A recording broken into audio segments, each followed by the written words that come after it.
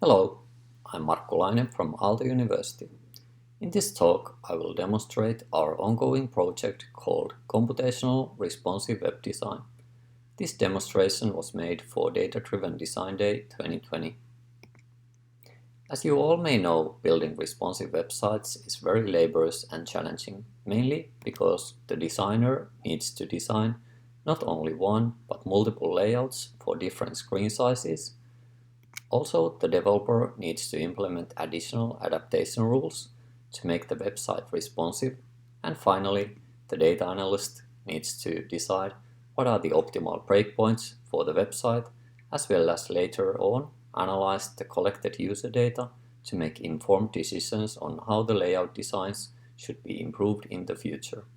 To sum up, expertise from many different professionals is needed in this highly manual process. Our main research question is it possible to automate this whole process?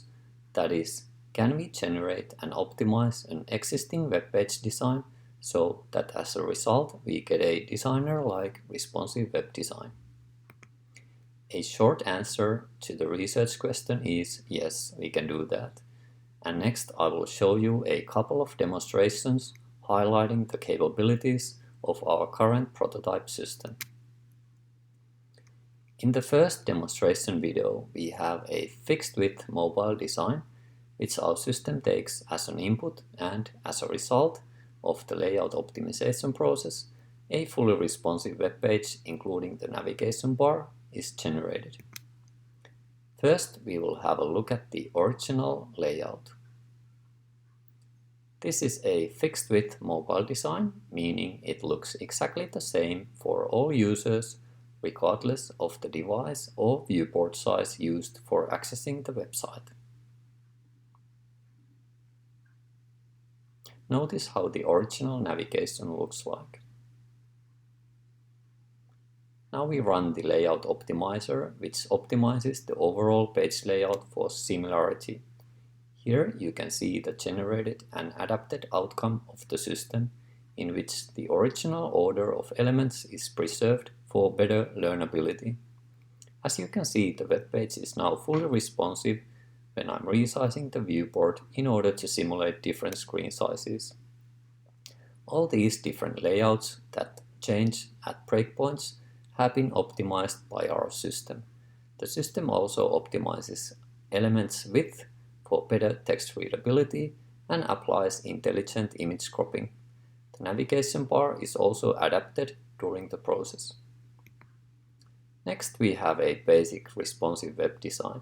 The goal here is to personalize the overall page layout for the user as well as to improve its responsiveness, especially on ultra-wide screens. Again, we will first have a look at the original layout. This time, the original web page design is responsive and thus usable on all devices and viewport sizes, as you can see now when I'm resizing the viewport.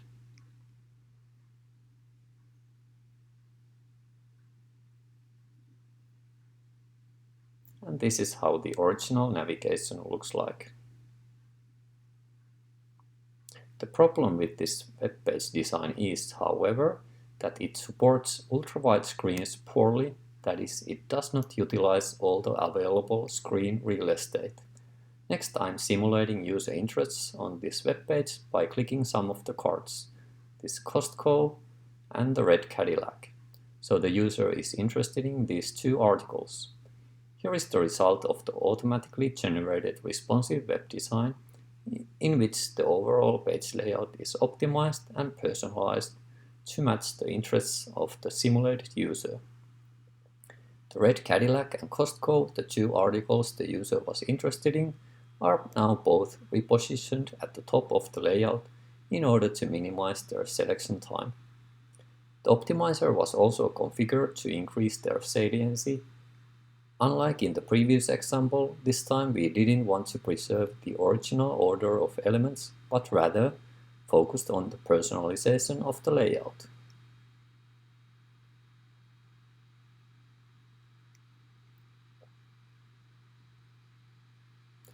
As you can see, the optimized layout improves support for devices with ultra-wide screen. No more unused white space on the sides of the page.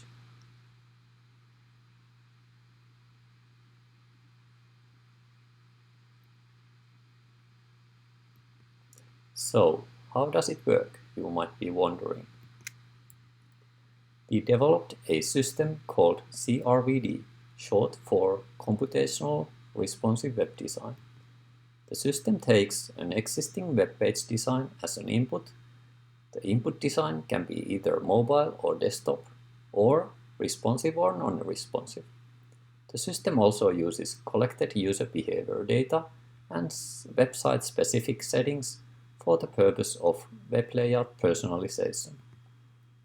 As a result of the optimization process, the system generates a fully responsive and personalized web page design consisting of multiple optimized web layouts that are displayed and adapted in the user's web browser in runtime.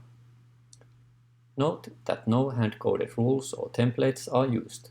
Instead, our system uses combinatorial optimization and integer programming in particular to yield the resulting web layouts. The system extends our previous published work on Layout as a Service, LaaS, with support for responsive web design. More information on LaaS is available at userinterfaces.aalto.fi/LaaS. The system also allows website owners to control how the layout optimization output should look like via high-level design objectives, such as similarity, saliency, and selection time. Here we see an example of how different settings for similarity affect the generated optimization output. Less similarity yields more personalized web layouts where elements are reordered based on their interests for the user, whereas more similarity preserves the original order of elements to improve layout learnability. Similarly, elements' visual saliency can be controlled by resizing to improve their discoverability. And finally, we can optimize the layout for elements' selection time by repositioning to improve user performance on the web page. This concludes my talk on computational responsive web design. Thank you so much for listening.